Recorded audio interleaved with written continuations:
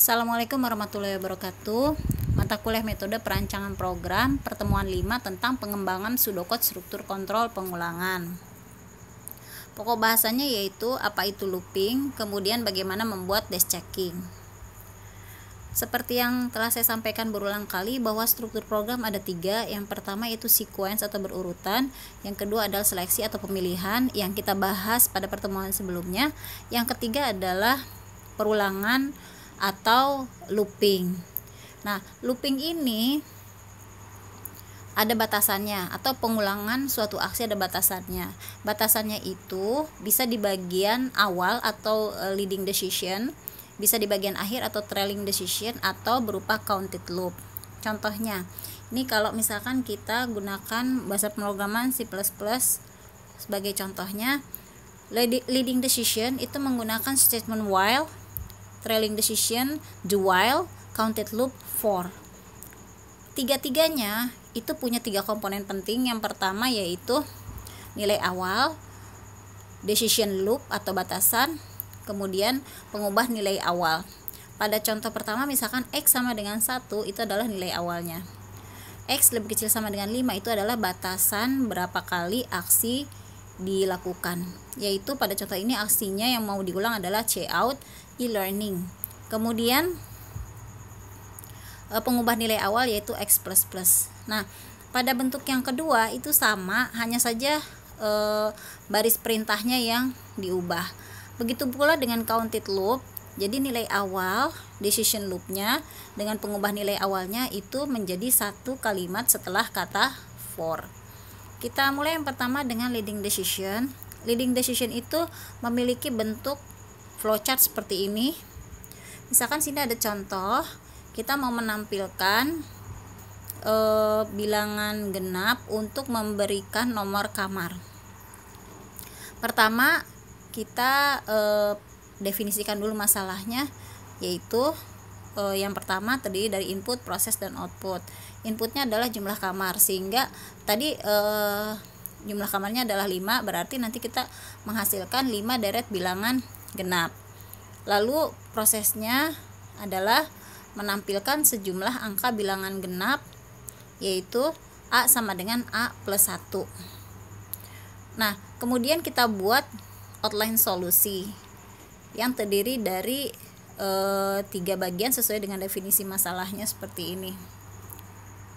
Kemudian dari outline solusi kita buat algoritmanya seperti ini. Nah, seperti yang disampaikan pada pertemuan 2 minggu yang lalu atau 2 pertemuan yang lalu, bahwa algoritma itu terdiri dari 3 bagian. Yang pertama adalah judul, di situ ada judul, kemudian ada deklarasi, ada deskripsi. Judul itu untuk memberikan identitas program. Deklarasi itu dibuat kalau di bagian deskripsi ada nama. Di situ ada nama, yaitu nama variabel A, I, dan N. Maka kita buat bagian deklarasinya. Lalu setelah kita buat algoritma, maka kita menguji algoritma dengan memberikan input dan menyatakan hasil yang diharapkan nanti seperti apa.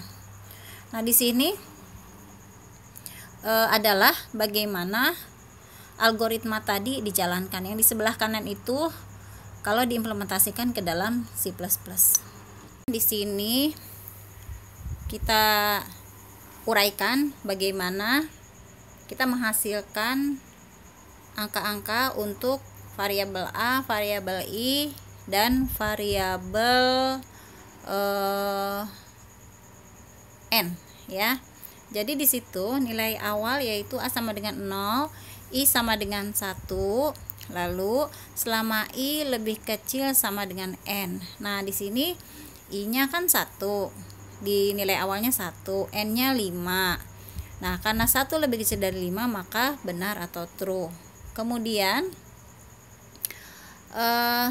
A karena true, maka aksi di bawahnya dijalankan. Di bawahnya yaitu A sama dengan A plus 2.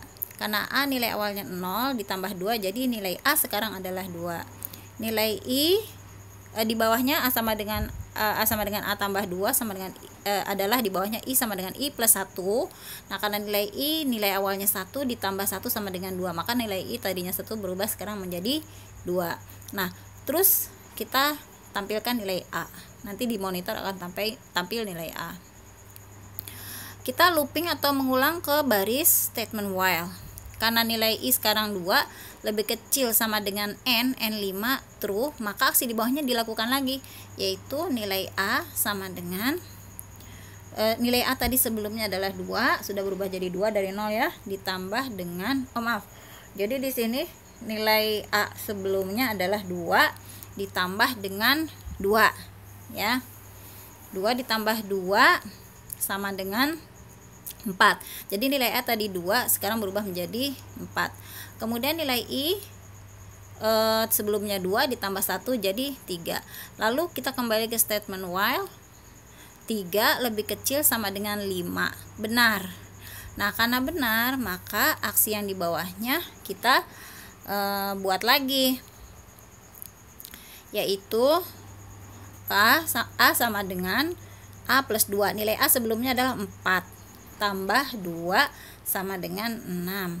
Di bawahnya ada statement I sama dengan I plus 1. I sebelumnya 3 tambah 1 sama dengan 4. Nah, kemudian kita kembali ke statement while. 4 lebih kecil dari 5 true, maka berarti aksi di bawahnya dilakukan lagi.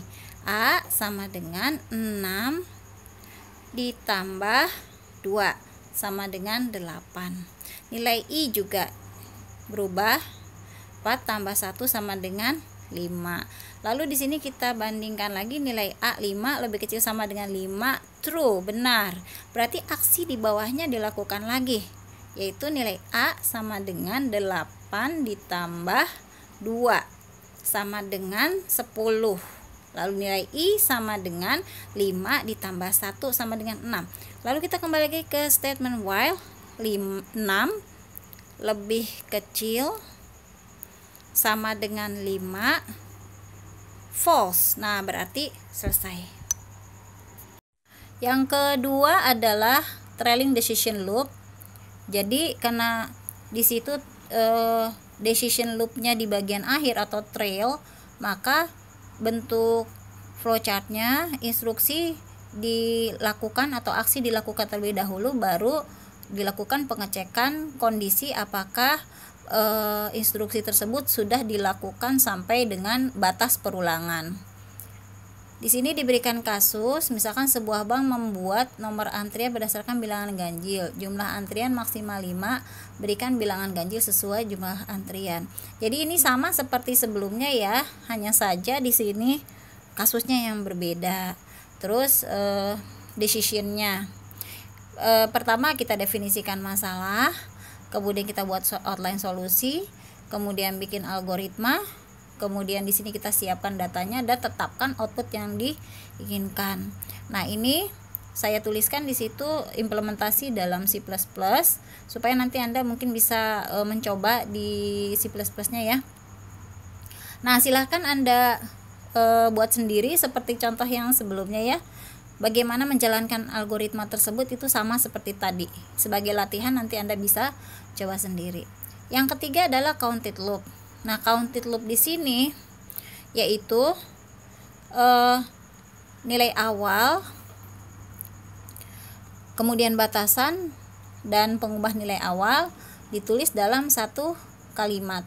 Aksi atau instruksi yang mau diulang ditaruh di bawah statement for, sehingga kita mempunyai bentuk flowchart seperti itu. Di sini diberikan kasus yaitu menampilkan deret bilangan, deret 5 buah bilangan 1, 4, 9, 14, 25, di mana angka-angka itu adalah angka-angka yang mempunyai akar. Oh, itu maaf ada kesalahan ya, mestinya 16, mempunyai akar ya. Nah, kemudian yang pertama kita buat outline solusi. Setelah itu kita buat algoritma, kemudian kita buat dash checking dengan menetapkan berapa banyak data masukan dan hasil yang diharapkan. Kemudian di situ karena saya menggunakan contoh programnya C++, jadi pangkat kita tidak menggunakan statement SQR seperti yang disebutkan di slide yang sebelumnya ya, itu ini. Kemudian di sini kalau C++ pangkat itu menggunakan fungsi PAW.